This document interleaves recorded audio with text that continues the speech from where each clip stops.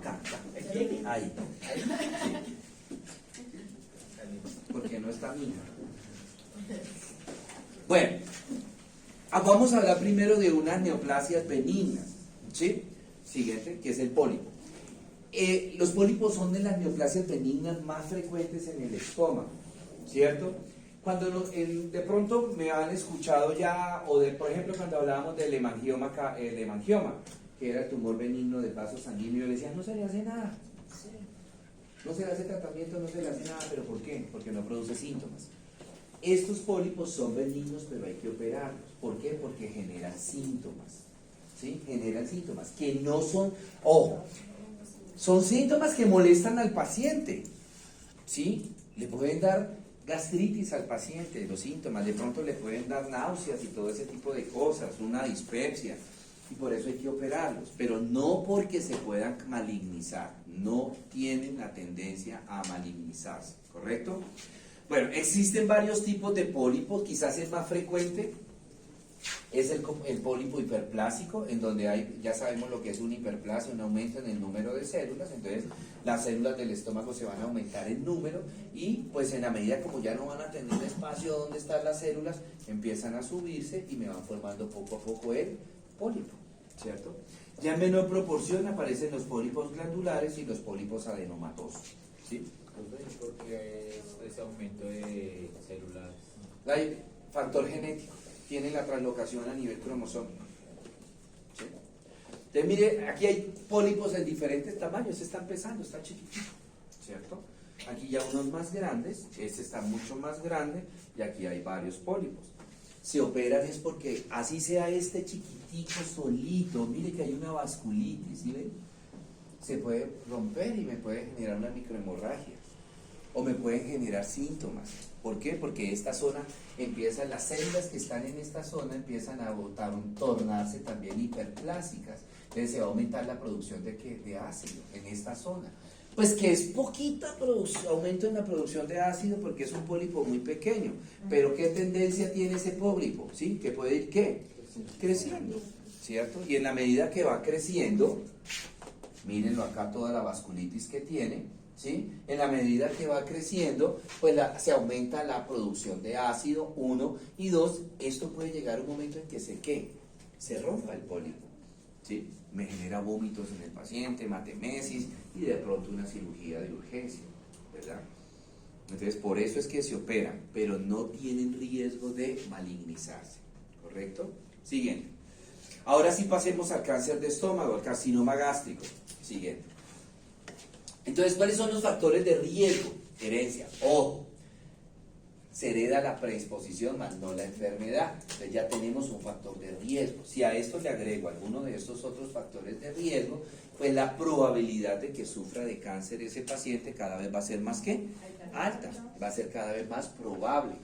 ¿Cuáles son esos otros? El consumo de los hidrocarburos policíclicos, lo que hablábamos de la carnecita esa quemada, de la comidita quemada, no solamente la quemada en asados, ¿sí? Que la carne, el pollo, el pescado, sino también, por ejemplo, hay pescados que nos queman comidita, la carnecita, las tajaditas que quedan crocanticas, la arepita, si ustedes la raspan, sale ese hollín, ¿sí? Que es precanceroso. ¿Correcto? El consumo de los nitrosaminas, que son esos conservantes que hablábamos ahorita en cáncer de esófago, que hablábamos que los conservantes que hay en los embutidos, en los enlatados, ¿verdad? Y miren, ¿quién está acá? ¿Sí? Next. Bueno, comienza en la génesis.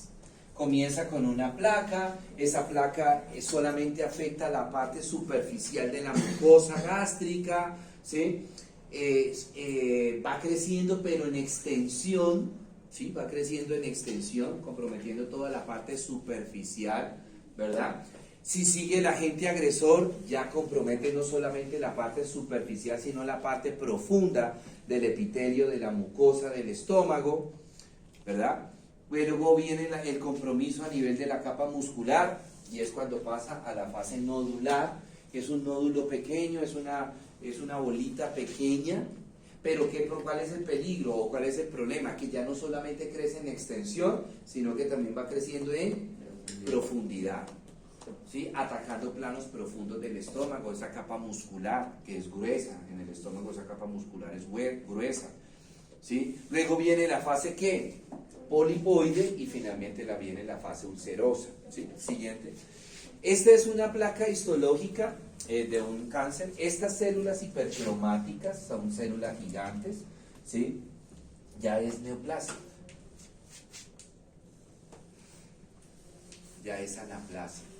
O sea, ya hay un cáncer ya, ¿cierto? Que está empezando hasta ahora. El cáncer, ¿verdad?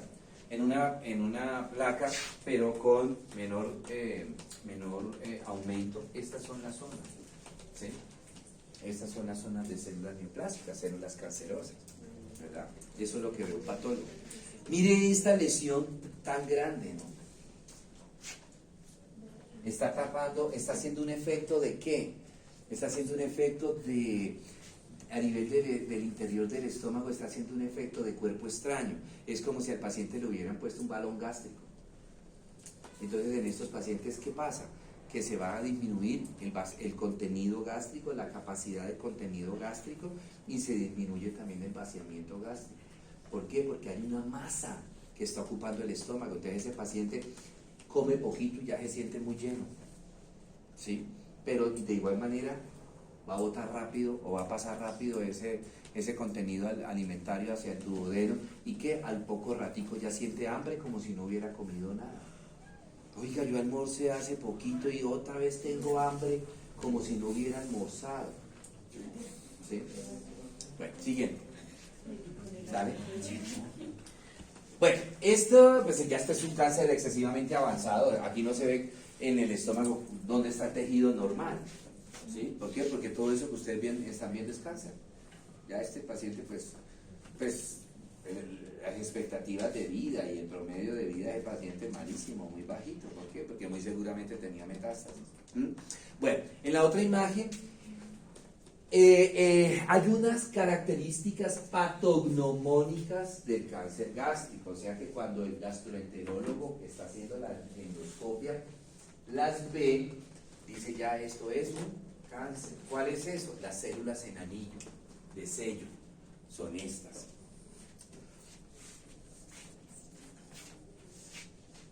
¿Qué es un anillo de sello? En la época de la colonia, de los reyes y todo eso, cuando un rey mandaba un comunicado, una carta a otro reino, entonces la escribían la carta, se la traían y la cerraban y le derretían cera en la parte de cerrar el sobre.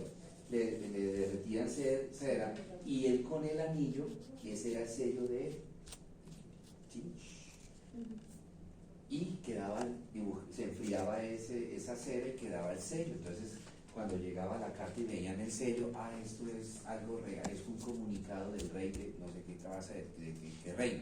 Hoy día solamente una persona usa el anillo de sello. ¿Quién es?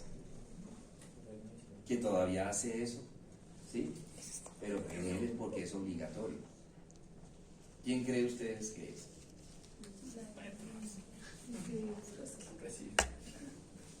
¿Quién?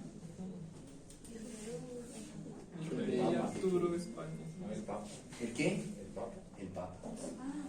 El anillo del Papa es el sello de religioso. Simplemente que él en algunas ocasiones usa la cera y en otras ocasiones es el sello, lo unta con tinta. ¿Sí? Bueno, entonces cuando un gastroenterólogo ve las células en anillo de sello, solamente se piensa en una enfermedad que se llama ¿qué? Cáncer de estómago. ¿Sí? Siguiente. El cáncer puede migrar por diferentes partes, puede hacer metástasis, y hay una metástasis en mujer, y es que el cáncer migre a ovario y me genera lo que se llama el tumor de Krukenberg. Es un cáncer metastásico, o sea, es un cáncer de ovario ¿qué? Secundario, metastásico. El cáncer primario, ¿dónde va a estar? En el estómago. Correcto. Siguiente. Hay una diseminación linfática del cáncer que es a los ganglios linfáticos supraclaviculares del lado. perdón, del lado izquierdo, ¿sí? Y ese ganglio se llama ganglio de Virchow. Entonces, cuando un médico ve un ganglio de Virchow, el paciente tiene un cáncer de estómago. El ganglio de Virchow es patognomónico. Es patognomónico de cáncer gástrico, ¿correcto? Perdón, pero entonces, la metástasis más común es la metástasis hematógena, ¿sí? Que la va a hacer ¿hacia dónde? Hacia hígado y hacia pulmón. Acordémonos del cáncer de esófago. También la metástasis se hacía hacia hígado y hacia pulmón. Siguiente. ¿Cuáles son los síntomas? Fíjense que los síntomas son muy bizarros, son síntomas inespecíficos y son síntomas muy parecidos a la gastritis, ¿cierto? Anorexia, ¿sí? Pérdida de apetito, anemia, pérdida de peso, epigastralgia, la pirosis, la hematemesis y las melenas. Eso lo vimos en gastritis y lo vimos también en esofagitis, ¿verdad? Siguiente. El diagnóstico se hace con endoscopia y la biopsia y finalmente la cirugía, que dependiendo la patología y dependiendo, digamos, las pruebas de imágenes, la resonancia y todo ese tipo de cosas, entonces se sabe que Billroth se le tiene que hacer al paciente, ¿verdad? Por lo general, pues el cáncer gástrico es muy agresivo. Entonces, por lo general, como mínimo, a estos pacientes se les hace un Billroth 2 como mínimo, ¿sí? O sea, por bien que le vaya al paciente, se le hace un Billroth 2, pero en la gran mayoría de los casos, desafortunadamente, es tenaz, pero hoy día ustedes los jóvenes tienen mucho cáncer, están sufriendo de mucho cáncer de estómago. ¿Por qué? Precisamente porque por descuido, no puedo decir yo, ¿sí? ¿Por qué? Sufro de gastritis.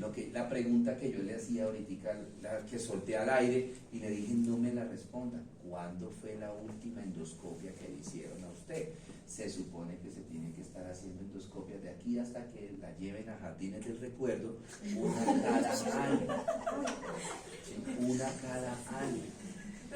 Y no quiero preguntarles a estas niñas, ¿por qué? Porque me voy con tuto y no duermo esta noche de la preocupación, ¿sí? Y en la mayoría de los casos de esos pacientes jóvenes, no es que yo sufro de gastritis, pero es lo que hablaban por ahí ahorita, los dichosos ataques de gastritis seguidos, ¿sí? Los dichosos ataques de gastritis seguidos. No, que dura un tiempo bien, 1 o 2 meses bien y pum, me da una gastritis y me dura 8 días, pero en esos días tomo esomeprazol y tomo Gaviscon y se me pasa y después vuelvo con el mismo desorden que venía anteriormente y así sustantivamente. No, pues es verdad que cuando uno tiene gastritis, pues yo he escuchado que uno tiene gastritis y digamos tiene que comer algo ya, digamos una galleta o algo y se le pasa. Sí, ¿por qué? Porque ¿qué quiere decir? Que el ácido está actuando sobre una mucosa gástrica que está desnuda, que está desprotegida. Por eso los pacientes con gastritis se les manda a comer 7 veces al día. ¿Sí? ¿Para qué? Para que cuando se produzca ácido haya algo de comida en el estómago sobre el cual actuar el ácido. ¿Sí? Recuerden una cosa, ¿sí? Nosotros tenemos un reflejo condicionado, ¿verdad? Por ejemplo, la hora. Nosotros tenemos la costumbre de comer, por decir un ejemplo, siempre a la 1 de la tarde, entre la 1 a 2 de la tarde, por decir un ejemplo. A esa hora, el día que no estemos comiendo, se nos produce ácido. ¿Por qué? Porque nuestro cuerpo está adaptado ya a eso. Está la parte visual. Entonces imagínense ustedes en una clase a las 12:30 y les muestre una imagen, una bandeja paisa, ¿cierto? Un pollo a la bróster, ¿verdad?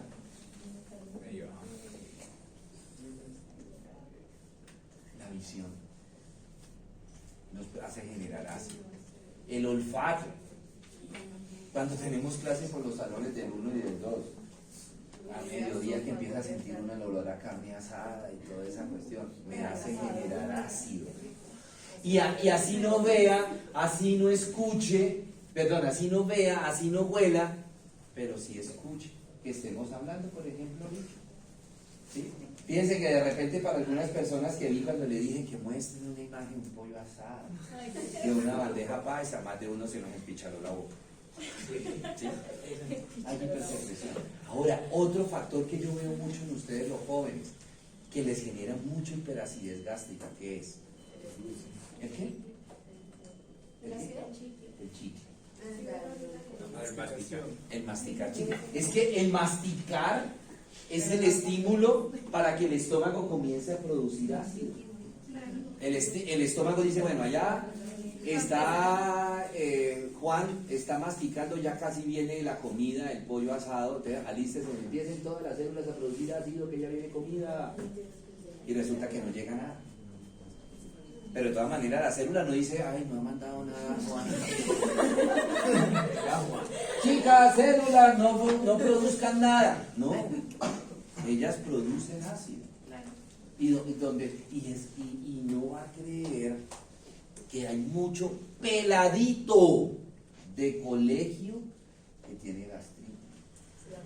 Porque masticando chicle, rumiante de verdad en bacalao. Sí, uy, qué pereza, Sí.